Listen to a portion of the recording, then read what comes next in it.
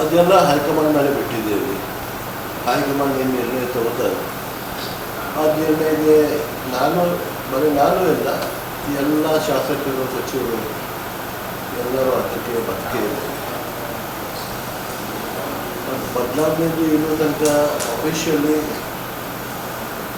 ಏನು ಬಂದಿಲ್ಲ. ಮಾಧ್ಯಮದಲ್ಲಿ ನಾನು ತಿಳಿದರೆ ನೋಡ್ತಾ ಇದ್ದೀನಿ. ನಮಗೆ ಏನು ಸಂದೇಶ ಏನು ಆಮಂತ್ರಣ ಬರಲಿಕ್ಕೆ ಇನ್ನೂ ತನಕ ಅಫಿಷಿಯಲಿ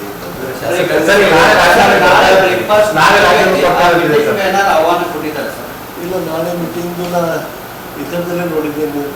CM ಎಲ್ಲ ಸಚಿವರು ಕರ್ತಾ ಇದ್ದಾರೆ. ಕ್ಯಾಬಿನೆಟ್ ಮೀಟಿಂಗು ಆಗಿಲ್ಲ. ಅದನ್ನು ನಾವು ನೋಡಿದ್ದೇವೆ. ಶಾಸಕಾಂಗ ಸಭೆ ವಿಚಾರ ಇಂಟಿಮೇಷನ್ ಬಂದಿದೆ. CLP ಇದು ತನಕ ಏನು ಇಂಟಿಮೇಷನ್ ಬಂದಿಲ್ಲ. ಮತ್ತು ನಮ್ಮದು ಮೊದಲಿಂದ ನಮಗಿದೆ. ನಾವೊಂದು ಕಾರ್ಯಕರ್ತ, ಪಕ್ಷದ ನಿಷ್ಠಾವಂತ ಕಾರ್ಯಕರ್ತ. ಏನು ಹೈಕಮಾಂಡ್ ಡಿಸಿಷನ್ ತಗೋತಾರೆ ಅದು ಡಿಸಿಷನ್ ನಾವು ಬಂದಿದ್ದೀವಿ. ಪ್ರತಿ ಸಲ ಸಚಿವ ಸಂಪುಟ ವಿಸ್ತರಣೆ ಆಗ್ತದೆ. ಬೆಂಗಳೂರು, ಮೈಸೂರು, ಗುಲ್ಬರ್ಗ ಇಲ್ಲಿಯವರೆಗೆ ಮುಸ್ಲಿಂ ಕೋಟಾದಲ್ಲಿ ಮಂತ್ರಿ ಆಗ್ತಾರೆ. ಈ ಭಾಗದಲ್ಲಿ ನೀವು ಆಗಬೇಕು ಅನ್ನುವಂಥ ಜನರ ಬೇಡಿಕೆ ಇದೆ. ಆದರೆ ಯಾವ ರೀತಿಯಾಗಿ ನೀವು ಒಂದು ಧ್ವನಿ ಎತ್ತಬೇಕು ಆ ರೀತಿ ಧ್ವನಿ ಆಗ್ತಾ ಇಲ್ಲ, ಸಂದೇಶ ಮುಟ್ಟಿಸ್ತಾ ಇಲ್ಲ ಅನ್ನುವಂಥ ತಾವು ನೋಡಿದ್ರಂದ್ರೆ ಬರೀ ಅಲ್ಪಸಂಖ್ಯಾತ ಇಲ್ಲ, ಬರೀ ಮೈನಾರಿಟಿ ಇದ್ದಾರೆ, ಮುಸ್ಲಿಂ ಇಲ್ಲ. ಬೆಳಗಾವಿ ಸಿಟಿಗೆ ಯಾರು ಕೊಟ್ಟಿದ್ದಾರೋ, ಯಾರು ಬರ್ತಿದ್ದಾರೋ ಇನ್ನೂ ತನಕ ಯಾರು ಸಚಿವರಾಗಲಿಲ್ಲ. ಬೆಳಗಾವಿ ಸಿಟಿ ಅಂದರೆ Belagavi district head quarters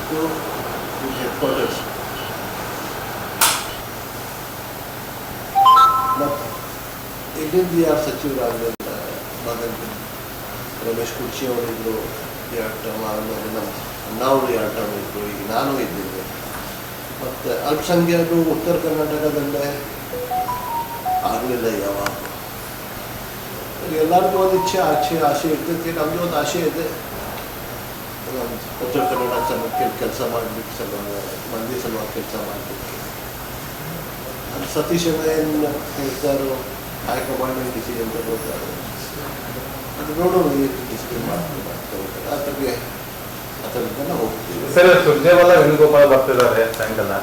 so ನಾಳೆ ತಾವು ಕೂಡ ಬೆಂಗಳೂರು ಹೋದರೆ ಅವ್ರು ಮೀಟಾಗಿ ಹೇಳ್ತಾರೆ ಅವ್ರಿಗೆ. ನಾಳೆ ಹಬ್ಬಿದೆ. ಆ ಬೈಕ್ ಮೇಲೆ ಏನು ನಮಗೆ ಕರೀದಂದ್ರೆ ನಾವು ಹೋಗ್ತೀವಿ. ಸರ್, ತಮ್ಮ ಆಸೆ ಸತೀಶ್ ಜಾರಕಿಹೊಳಿ ಅವರು CM ಆಗ್ಬೇಕಂತ ಕೆಲವು ಬಾರಿ ಹೇಳಿದ್ರಿ. ಸರಿ, ಬೇರೆದವರು ಅಕಸ್ಮಾತ್ CM ಆದರೆ ತಾವು ಒಪ್ಕೋತೀರಾ? ಯಾವಾಗೂ ಹೇಳಿದ್ದೀನಿ, ಸತೀಶನ್ನ ನಮ್ಮ ನಾಯಕರು, ನಮ್ಮ ಇಚ್ಛೆ.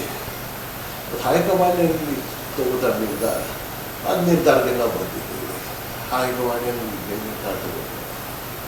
ಹೈಕಮಾಂಡ್ ಬಂದು ಯಾರೂ ಇಲ್ಲ. ಪಕ್ಷದ ಒಂದು ಸಿಸ್ಟಮ್ ಇರ್ತೈತಿ, ಒಂದು ಡಿಸಿಪ್ಲಿನ್ ಇರ್ತೈತಿ. ಆ ಡಿಸಿಪ್ಲಿನ್ ನಾವು ಪಾಲನೆ ಮಾಡಬೇಕು. ಅದು ನಾವು ಪಾಲನೆ ಮಾಡ್ತೀವಿ.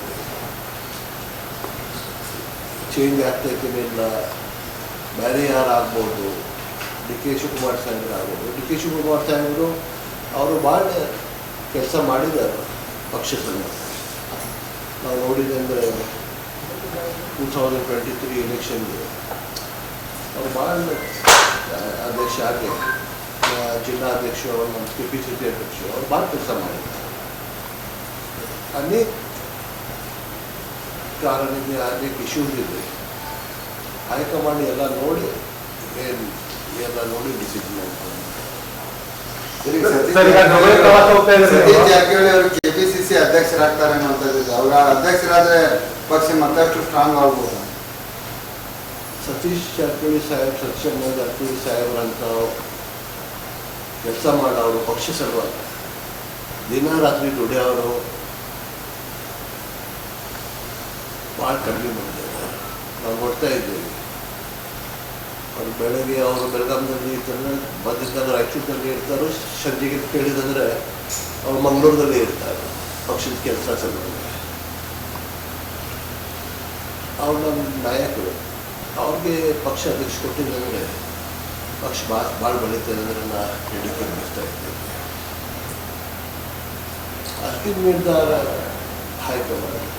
ಸತೀಶ್ ನಾಯ್ಕ ಕೇಳಿರ್ತಾರೆ, ಅವರು ಹೇಳಿರ್ತಾರೆ, ಅಂತಿಮ ನಿರ್ಣಯ ಹೈಕಮಾಂಡ್ ತಗೋಬೇಕು. ನಮ್ಮ ಇಚ್ಛೆ ಭಾಳ ಇರ್ತದೆ, ಅಂತಿಮ ನಿರ್ಣಯ ಏನು ಹೈಕಮಾಂಡ್ ತಗೋತಾರೆ ಅದರಲ್ಲಿ ನಾವು ಬಂದಿರ್ತೀವಿ. ನಮ್ಮ ಪಾರ್ಟಿ ಒಂದು ಡೆಮೊಕ್ರಾಟಿಕ್ ಪಾರ್ಟಿ ಇದೆ, ಡೆಮೋಕ್ರಸಿಯಿಂದ ನಡೆದು ಪಾರ್ಟಿ. ಹೈಕಮಾಂಡು ಎಲ್ಲರಿಗೂ ಇಚ್ಛೆ ತಗೊಂಡು ಎಲ್ಲರಿಗೂ ಮಾತಾಡಿ ಅವ್ರು ಡಿಸಿಷನ್ ತಗೋತಾರೆ. ಅದೇ ನಿರ್ಣಯ ಈ ಟೈಮ್ ಅವ್ರು ತಗೋತಾರೆ. ಸರ್, ಈಗ ಸತೀಶ್ ಜಾರಕಿಹೊಳಿ KPCC ಅಧ್ಯಕ್ಷ ಆಗ್ಬೇಕಂದ್ರೆ CM ಸ್ಥಾನ ಖಾಲಿ ಆಗ್ಬೇಕು ಸರ್. DK ಶಿವಕುಮಾರ್ ಪ್ರಮೋಷನ್ ಕೊಡಬೇಕಾಗಲ್ಲ. ಸೊ ಹಾಗಾದ್ರೆ DK ಶಿವಕುಮಾರ್ CM ಆಗ್ತಾರೆ, ಅಧ್ಯಕ್ಷ ಆಗ್ತಾರೆ ಅಂತ ಹೇಳ್ತಾ ಇದ್ರ ಪಕ್ಷವನ್ನು? ಅದೆಲ್ಲ ಸ್ಪೆಕ್ಯುಲೇಷನ್ ಆಗ್ತಾ ಇದೆ. ಈಗ ನಾಳೆ ಇವತ್ತು ಬೆಳಗ್ಗೆ ನಾನು ನೋಡಿದ್ರೆ MP ಪಾಟೀಲ್ ಸಾಹೇಬರು ಏನು ಹೇಳಿದ್ರು, ಪ್ಲಸ್ ಅವ್ರು ಕೇಳಿದ್ರು ಬ್ಯಾಂಗ್ಳೂರಲ್ಲಿ ಏನಿದೆ ನಾಳೆ ಅಂದರೆ ಇಡ್ಲಿ ವಡ ದೋಸೆ ಇದೆ ಪಾರ್ಟಿ ಹೈಕಮಾಂಡ್ ಇನ್ನೂ ತನಕ ನಿರ್ಣಯ ನಮಗೆ ತಗೊಂಡಿಲ್ಲ.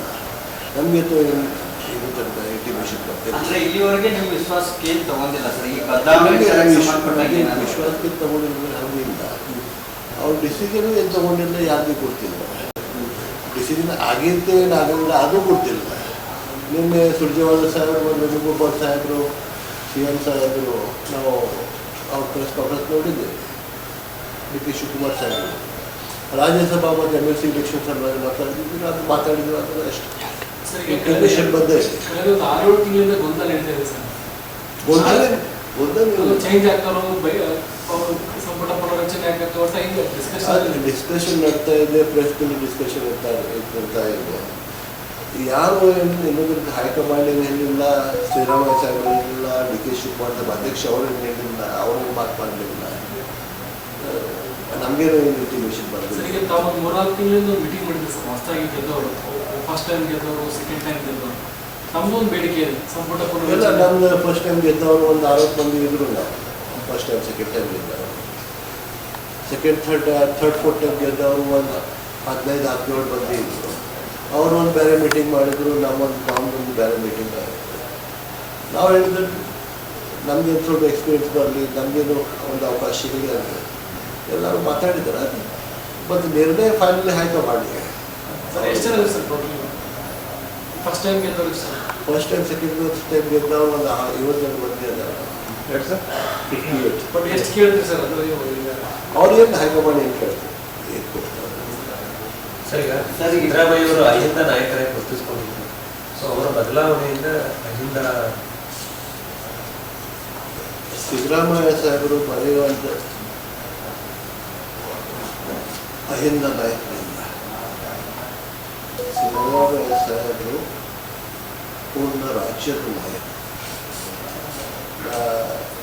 ಅವ್ರಿಗೆ ಭಾಳ ಕ್ಲೋಸ್ಲಿ ನೋಡಿದ್ದೀನಿ ನಾನು. ಅವರು ಶಾಸಕಿದ್ರು ನಾವೆಡೆ ಅವ್ರ ತನಕ ಅಡ್ಮಿನಿಸ್ಟ್ರೇಷನ್ 2013-18 ತನಕ ಏನು ಅಡ್ಮಿನಿಸ್ಟ್ರೇಷನ್ ಇತ್ತು, ಏನು ಮತ್ತು ಇದು ಹೀಗೆ ಅಥವಾ ಅಡ್ಮಿನಿಸ್ಟ್ರೇಷನ್ ನಾವು ನೋಡಲಿಲ್ಲ. ಮತ್ತು ಎಲ್ಲರಿಗೆ ತೊಗೊಂಡು ಹೋಗೋರು, ಎಲ್ಲ ಜಾತಿ ಧರ್ಮಕ್ಕೆ ತೊಗೊಂಡು ಹೋಗೋರು. ಅವರು ಲೀಡರ್, ಒಂದು ಮಾಸ್ ಲೀಡರ್ ಅದ. ನಮ್ಮ ಮನೆ ಒಂದು ಅಹಿಂದ ನಾಯಕ ಅಂದರೆ ಹೇಳೋದು